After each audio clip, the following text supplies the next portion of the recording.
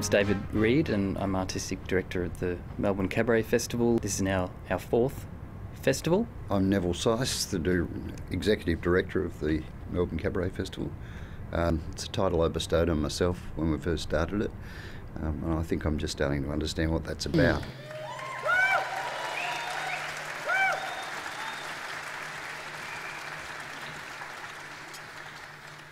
Good evening, ladies and gentlemen, and welcome to the 2013 Melbourne International Cabaret Festival Gala opening. Cabaret began, well, hundreds of years ago in Europe, and it's a particular art form. It's an art form that engages with its audience. It started in beer halls in the Netherlands and in France, and it was riotous, it was political, it was satirical, and people went along and had a lot of fun, had a lot to drink, and engaged and interacted with the performers. And that's pretty much, that characterises cabaret. Post-Second World War, there was a split where American cabaret, Broadway-style musicals took over part of the cabaret scene, and some of the cabaret performers went that way, and in Europe it stayed political, edgy, more that beer hall genesis where it began.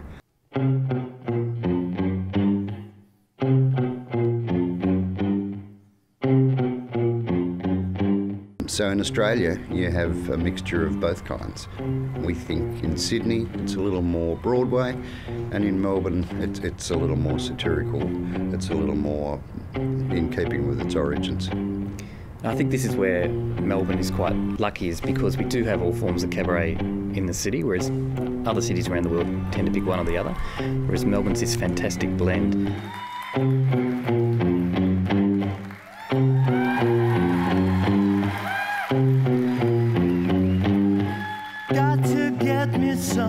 Got to get me instant gratification. Give me new tricks, won't you show me new kicks without the ramification? Spanky is the most awarded cabaret artist in Australia in the last 12 months. There's barely an award that he hasn't won, and for good reason. He writes a most fabulous show. They kiss and they tell, misjudged and misquoted, fell into the abyss. I must have one of this. Another man exploded. My name is Rhys Morgan, and I'm also known as Spanky, which is my cabaret performer name that I use when I'm treading the boards and things like the Melbourne Cabaret Festival. Take a weight off your mind, trust the voice of experience. I'll tell you little white lies, viva indifference. The thing that I find about cabaret that's important to me, or the purpose that it achieves, is the fact that it's so immediate. And people talk about kind of like the diminishing of the fourth wall and all that kind of stuff in a theatrical environment. And if you look at any kind of cabaret performer who's, you know, got a bit of experience under their belt, it's what happens, that there's a really obvious conversation between performer, the space between, and the audience. So come make me whole body and soul. Come make me whole body and soul. Come make me whole. Well, come on, oh. You know that you want it now. You come on, oh. You know that you want it and how. Give me no kicks, I wanna go deeper. I have never been too keen a timekeeper. Show me new tricks, you can get me on the beeper. I'm a pure new pleasure seeker. What I've seen, and I'm lucky because I've kind of got to see what has been happening and what is happening in London as opposed to what's happening here, is that the scene is really just as vibrant, just as valid, just as interesting as what is in London. I think the influences are a little different. I think here in Melbourne you have a lot of people who are coming from a musical theatre background, whereas a lot of people over in London have more of a fashion, performance art, club kind of influence. Well, come on now, you know that you want it and how. Give me new kicks, I wanna go deeper. I have never been too keen a timekeeper. Won't you show me the tricks? Now let me on the beeper. I'm a pure new pleasure seeker, one you left behind. Come make me whole body and soul. Come make me whole body and soul. Come make me whole body and soul. Come make me whole body and soul. Come make me whole body and soul. Come on! Melbourne tends not to be that style of music theatre performance where everything's scripted. And everything, every line ends in a song. I think our cabaret performers are a little more adventurous, perhaps, with their writing and a little more creative. I'm Joanna O'Callaghan. I'm the Short and Sweet Cabaret Festival Director. I was lucky enough to be able to theme a show and choose the 6 performers that I wanted to work with, and work with them very briefly as a director to put together a 60-minute piece, and this year it was entitled Ladies. So the theme came from a number of the artists that did shows written about ladies that existed. So everyone from Oprah to Florence Walsh to Leonardo DiCaprio's stalker, and Lucy was one of those participants, and she was really great, and she's been a part of Short and Sweet for many years and keeps coming back to do 10-minute pieces, and I'm really thrilled to see her do her full-length show at the Butterfly Club next week. So it's great to see that career development in those artists, going from 10 minutes moving forward into a professional setting at Melbourne Cabaret Festival, and then moving forward even further to do full-length shows. So it's really exciting to see that development. You'll be prince and I'll be princess. It is love story, baby, just say yes.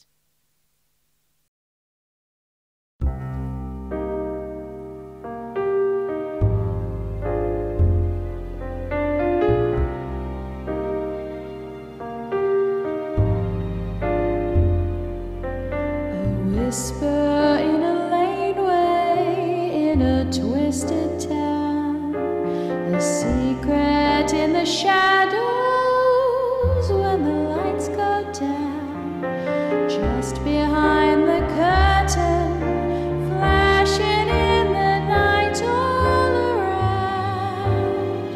And now you've found your underground.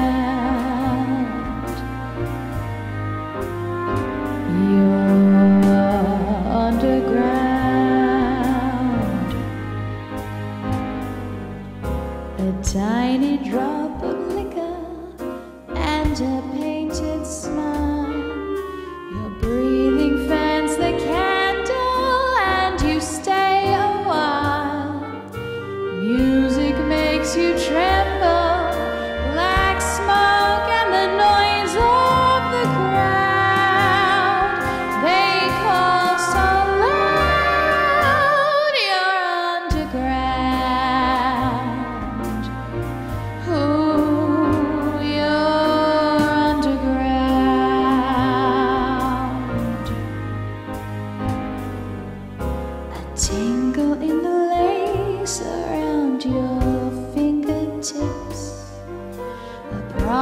In the salon made by ruby lips, join the cabaret as the dancing flames are burning you down.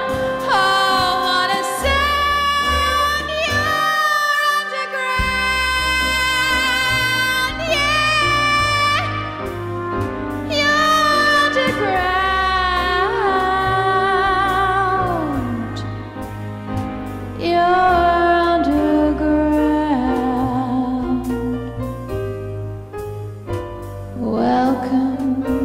Cabaret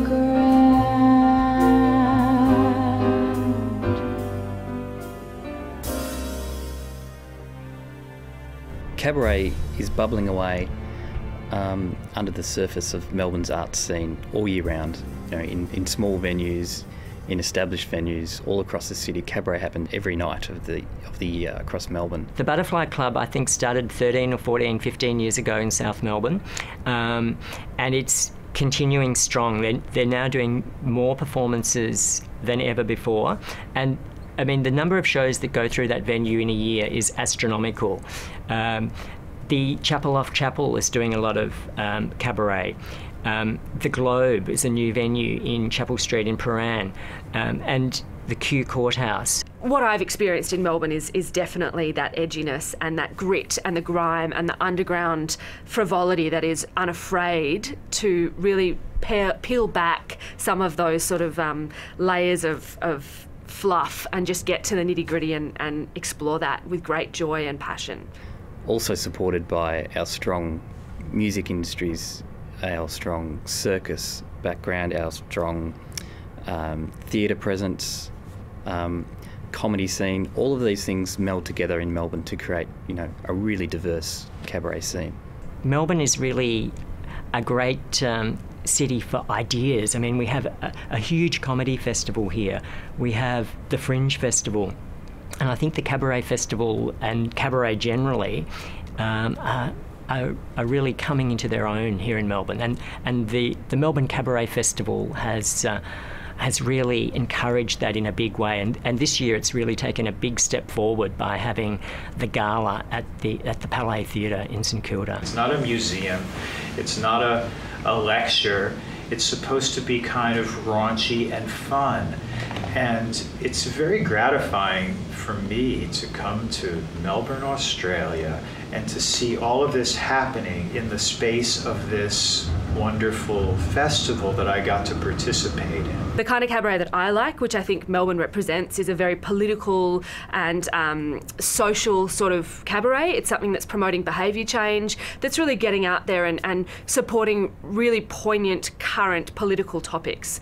And that's something that I haven't seen travelling around the world. It's definitely something that I think Melbourne owns, is that real voice and a strength to tell their story, and a story that's relevant to the community and the culture that is today. Talk about a bloody omen. Wham! It was a rapid decline from purebred to mongrel. 7 violent scratches. Missing 2 hubcaps. I smashed in the headlight. The windshield got a fat crack. Boot doesn't shut cause some bitch rammed up my back. 4 balding tigers can't get you too far. Wham soon turned into my piece of shit car. I am actually quite impeccable behind the wheel of a car. Some would almost say a stunt driver. I once managed to land Mum's car up an embankment and in the front of someone's yard. Side on. I love to tell stories and I love to share, and I don't have many boundaries when it comes to what I share with people. I'm quite an open book. So for me, cabaret is a perfect forum because I can just be completely honest, completely exposed, completely vulnerable, and I'm quite okay with that. And I'd wake in the morning and step outside, and I'd take a deep breath as you march with pride, and I shout at the top of my lungs, what's going on? And I said, hey, yeah, yeah, yeah, Dad's gay, yeah, yeah. I said, hey, Dad, what's going on? I constructed and designed my show. It was actually based on a project that I did at VCA, which is the Victorian College of the Arts where I studied. And we had to do a project on cabaret. And I'd seen quite a few cabarets sort of in my early mid-20s while I was at drama school. And I knew that that is a forum that I felt like that would be where I'd feel quite comfortable. I love performing as myself rather than a character. I mean, I love performing as a character, but I felt quite comfortable doing that. And we had to come to our first lesson with some ideas. And I didn't necessarily think that I'd do a show based on my life, but I sat down and I said, well, my dad's gay, my mum had an affair with our handyman, my dad's partner's transgender, I used to be a stripper, I've written off 5 cars, I've got $3,000 worth of parking, and the teacher was just like, This is cabaret gold. And I kind of found it a bit of a novelty that Dad and I would be having a perv on the same backside. And I got really excited watching the Mardi Gras on TV. You know, I'd never know if Dad would pop up to say, "Hello, sweetheart," in a pair of leather chaps. But then, several years later, there was another bombshell. "Hello, lovey. It's Dad. I've got some news. I've met someone. And it's a woman." That was a man.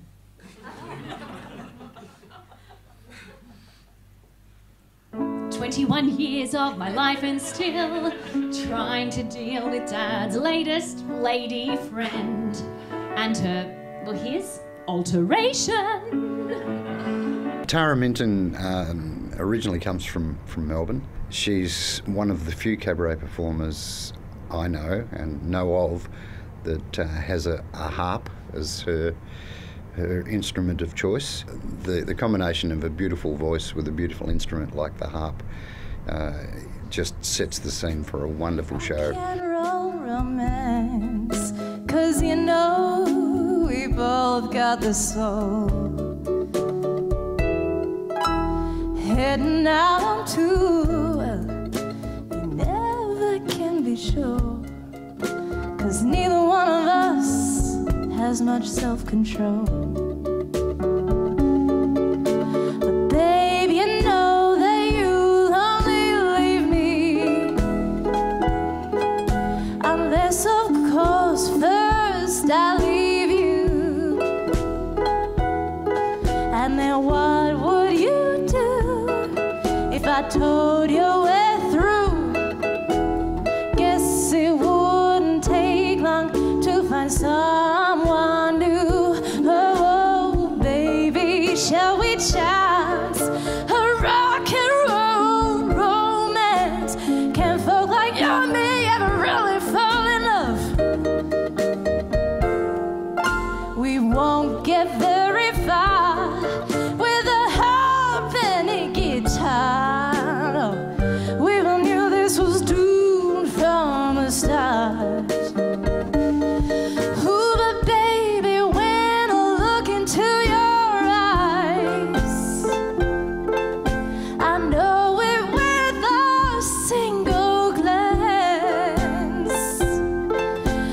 Rock and roll romance, though we don't stand a chance, still I know we're gonna try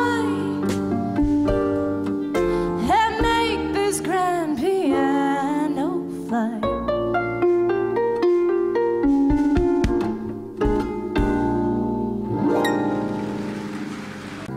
Ladies and gentlemen, would you please make welcome to the stage the feather ruffler, the rabble rouser, the world-famous cabaret provocateur,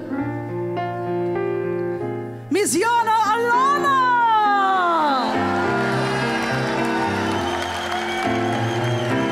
Joanna O'Callaghan's, I think, one of the great success stories of this festival. She opened the second half of the opening gala, and I think it's fair to say that a lot of people were surprised and delighted by her routine. As the ocean, I'm blue, I'm as blue as the sky. I'm as blue as your new jeans, I'm as blue jelly beans. Oh, I'm blue.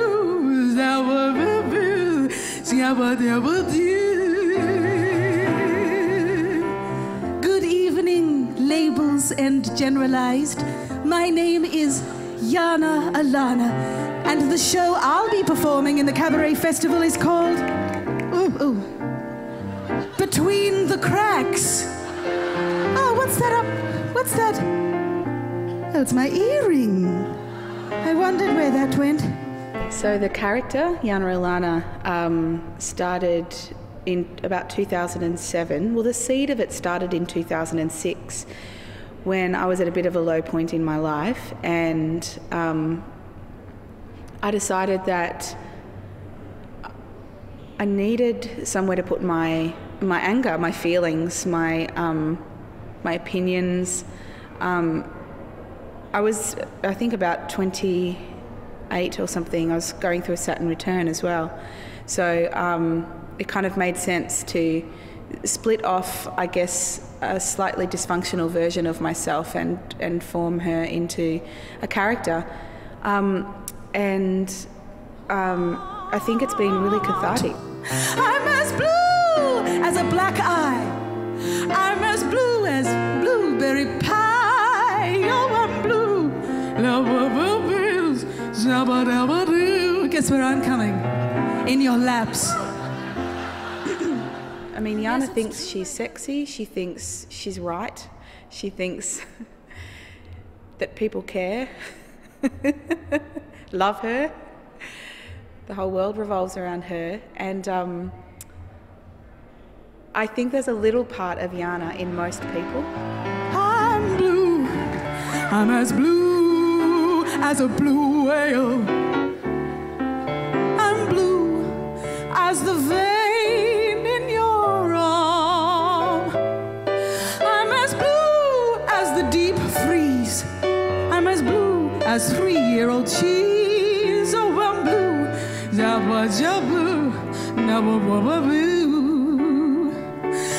blue and nothing in between. Except when I'm not, I get green. Oh, I'm blue.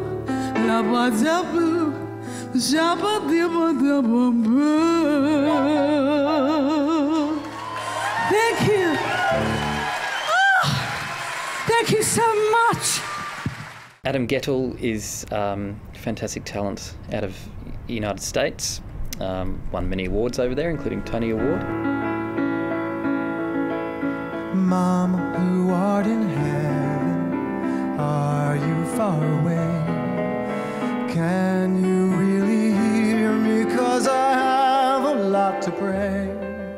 Adam Gettle is part of our professional development program as well, so we had about 50 audience members go to his masterclass and participate in that. It tended to be the music theatre performers, singers, writers that went to his masterclass and got a lot out of it. He's really incredible. He shares so much of his experience with his masterclass participants. He's quite generous with his time and his knowledge. I have got a new address and I want you to know where I am, how to get here, what to do. If you need to find me beyond the field, behind the railroad track, I built our old house back. You know, theater singing and cabaret singing is not about singing perfectly or even well. It's about inhabiting somebody very specifically. And that allows the audience to kind of lean in and kind of really examine this little snow globe. Come down for just a minute, rest in your old room. Hide and I will find you, I will follow your perfume, and you will ask me how was school. And I sang professionally as a boy soprano when I was a kid. I did a lot of things at the Met and a lot of solos, and that got me into it, and also I think helped to form the kind of music I make now. You know, a real love of the human voice and wanting to explore it, wanting to kind of delve into all of its possible shadings and potentials. Could I be Leander on a wave? Am I born to a new home across this lonely sea? It's so fragile and so triumphant at the same time. It's the strongest, most tensile strong thing in the world. When a song is going over well, when a performer is comfortable, when the band is right there, when the sound is happening, when the staging is right, and that sort of the mise en scène is spinning and buoyant, and the audience is ensconced in this experience. It's more 3D than 3D. It's sort of 5D. It's a dimensionality that includes one's own experience, one's past, and I speak from the audience's point of view, when it's working, you're so inside of it that you feel like you're living in this world.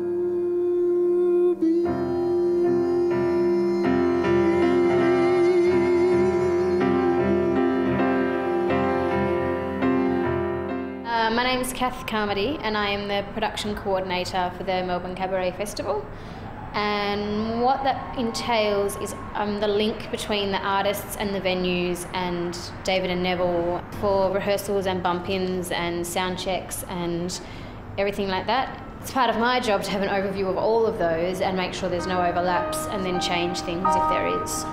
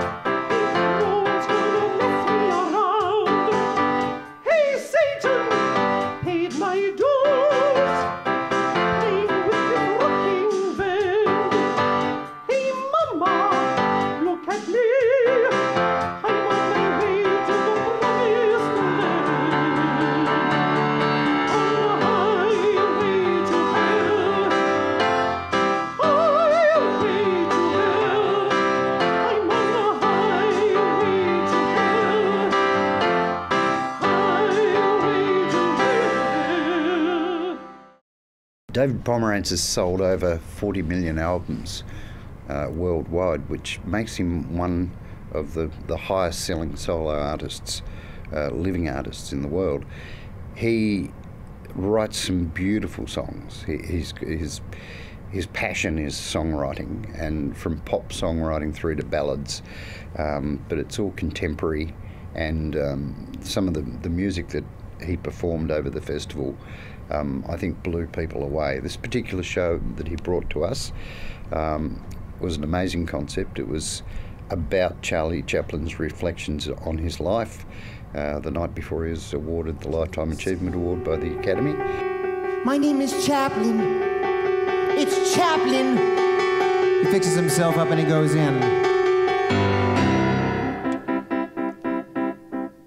How the bloody hell did you get in here? My name is Chaplin. It's Chaplin, and I'm an actor. Oh, I see. And just what makes you think you can act, lad? You look just like a baby to me. I can tell jokes, and I can mime, sir. And some people even say that I can dance. Oh, I beg you, all that I want is simply half a chance. I'm not interested in Katie. Come back when you're older. I don't know how many characters I do, 35, 40 characters. And it's in a home Broadway musical with just one guy. And it's cheaper to tour. I'm a favorite of producers. But it's total fun. Because I wrote the music and lyrics, so I get to sing what I wrote. And I love the characters, and I love acting, and I've never done much acting in my life. But I'm finding myself just loving it. 'Cause you're looking at a man who's one of the greats. Not one for talking dogs or spinning plates, but an actor with an actor. Knock 'em down, and then before they're standing up, I go and knock 'em down again. Just sign me up, sir, and I swear before the ink dries, I'll have every punter in London slapping their thighs. And so really, forgive me if this seems overdone, but it's just so hard to humble when your number is one. You're looking at number one. Watch me now, I'm gonna be number one. That's the goal of any art, is to make it better. You know, is to make someone have a different viewpoint, bigger, more expanded, more hopeful, that sort of thing. That's what I like to do. That's the effect I like to make. So like when I do the Charlie Chaplin piece, I mean, that's how I perceive Chaplin. You could see it in his work, see it in his movies, you know, all that humanity. You know? Yes, what is it now? I'm a messenger from the Frellman Company. He needs your help. Seems there's a part for a young boy. £2.10 a week for 40 weeks in a production about that new chap, Sherlock Holmes. Please respond at once.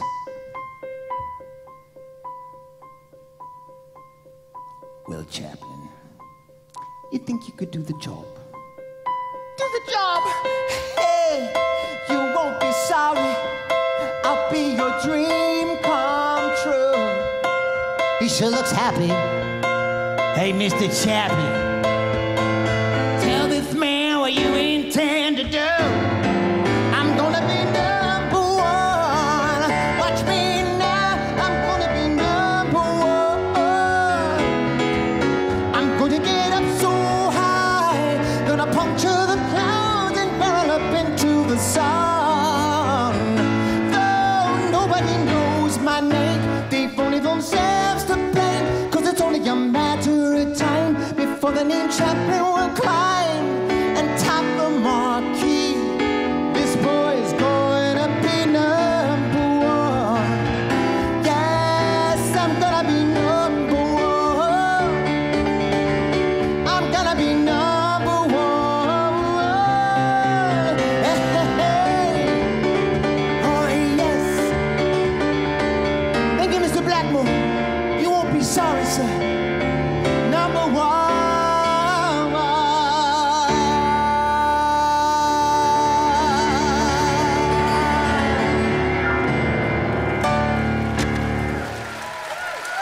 So I'm Z, I'm performer liaison for the Cabaret Festival here in Melbourne.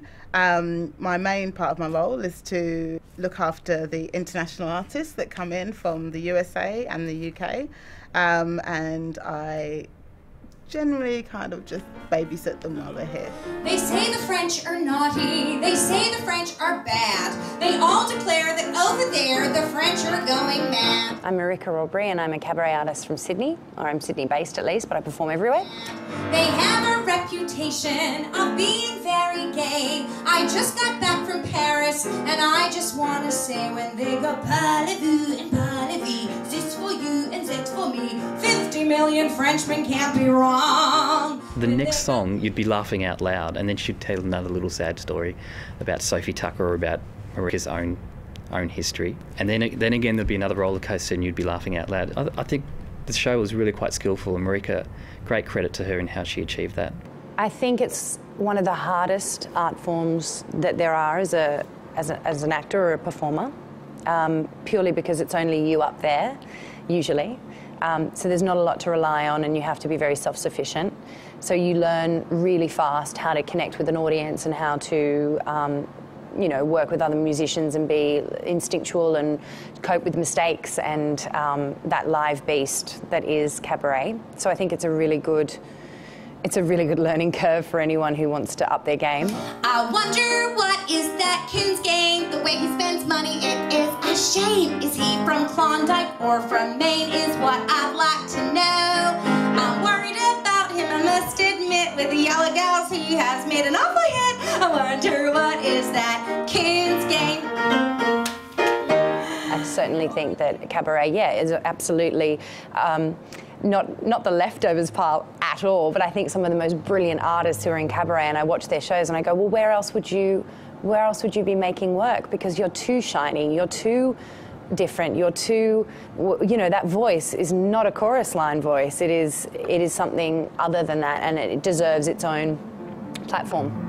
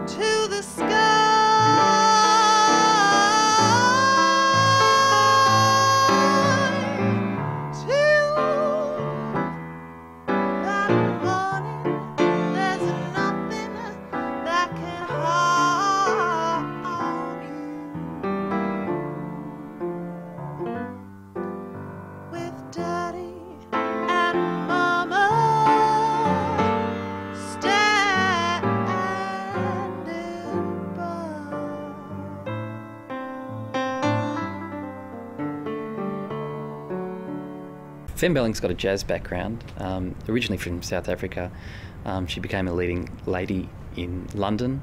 She's now living in Melbourne, which we're very lucky to have her here. She came to us with an idea of a Blossom Dearie show. Fem really encapsulated her style, her voice in that show.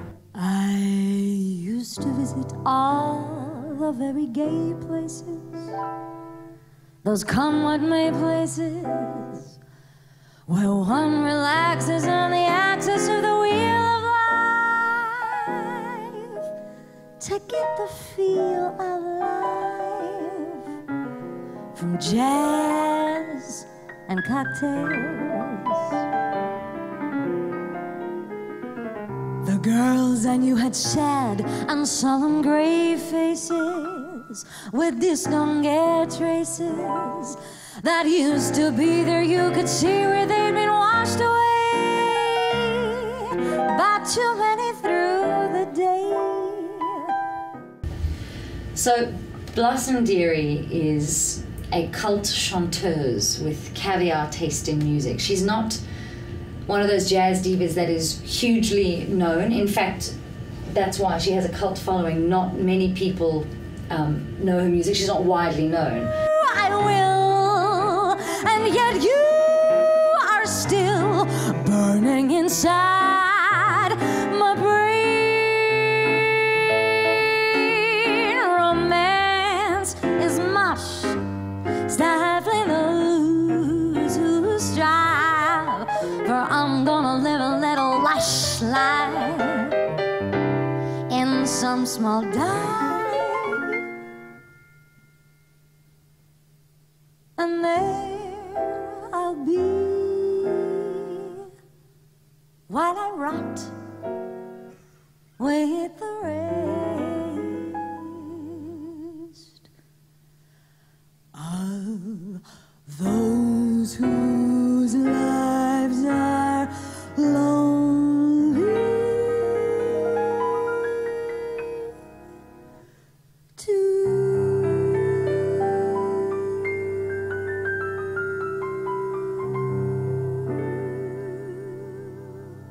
I guess you have to approach something like this from a fairly pragmatic point of view, in that you have some fairly real-world limitations in terms of time and access to performers and rehearsals. So the producers contacted me about providing a lighting design, and having had involvement with Butterfly Club as a Melbourne institution over a few years, and seeing a lot of stuff there, and I had a fair idea of what they were after.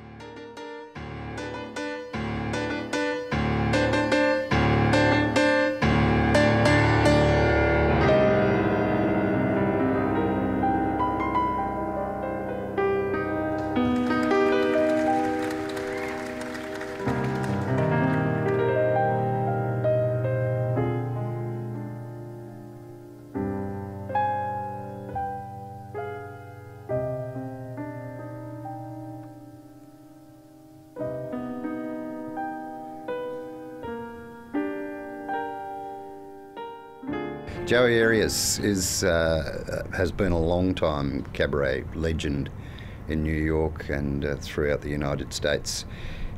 He's appeared in feature films. He's collaborated with some of Europe's top cabaret performers. He's a regular appearing in cabarets in Berlin. He's an outstanding proponent of the New York cabaret style, but with a massive gay drag influence. He's a performer really unlike no other. Hush now, don't explain.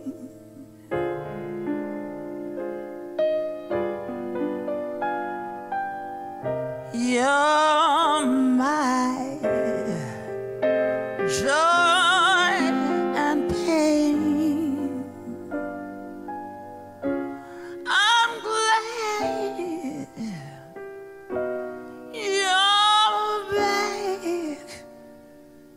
Don't explain.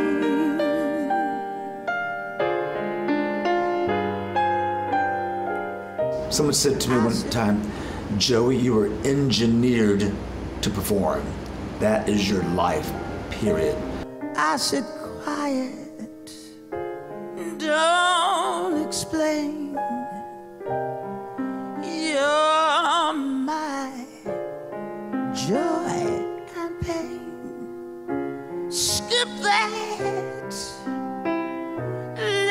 lipstick, don't explain.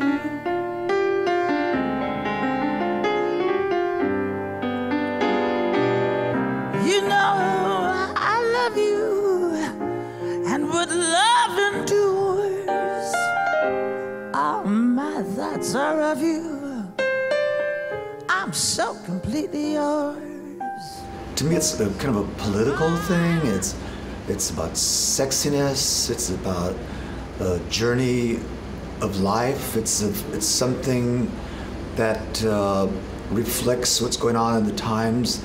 As we see the cabarets changing and moving, so as the times and the world is changing, the cabaret reflects all that. Cry to hear folks chatter, and you know you cheat. Right or wrong don't matter when you're with me, sweet. Hush now, don't explain. You're my joy and pain. You don't want to be berated or, you don't want to go and listen to someone tell you what you should think. You want someone to make you want to think about something. So that's what cabaret really explores for me, and the cabaret that I love is someone that tells their story, but their story promotes thought and promotes behaviour change on a much subtler level than a lot of other sort of mainstream art forms do.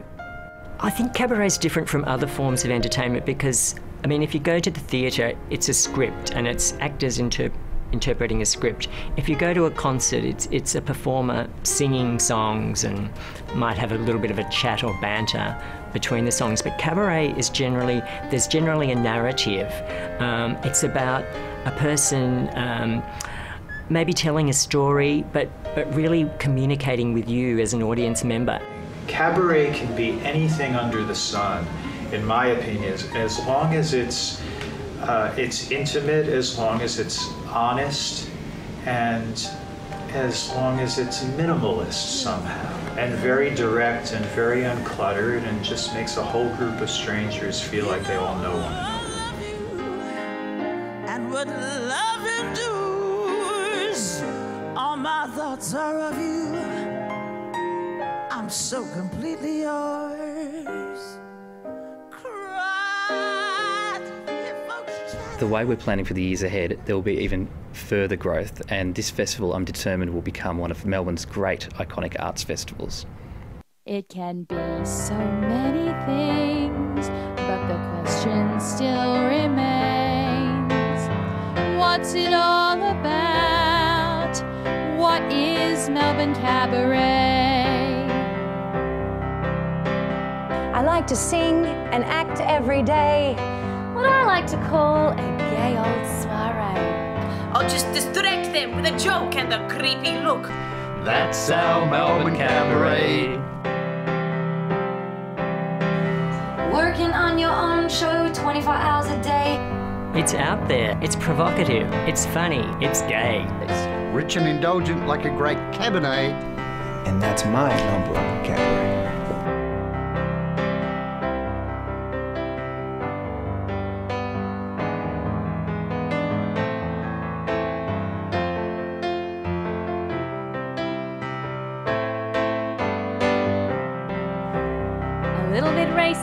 A little risque. Hope the pen holding my skirt on will stay. With a speakeasy vibe, red, white or rosé. That's my Melbourne Cabaret. Come and join the fun. Don't let it slip away. Find out for yourself what's your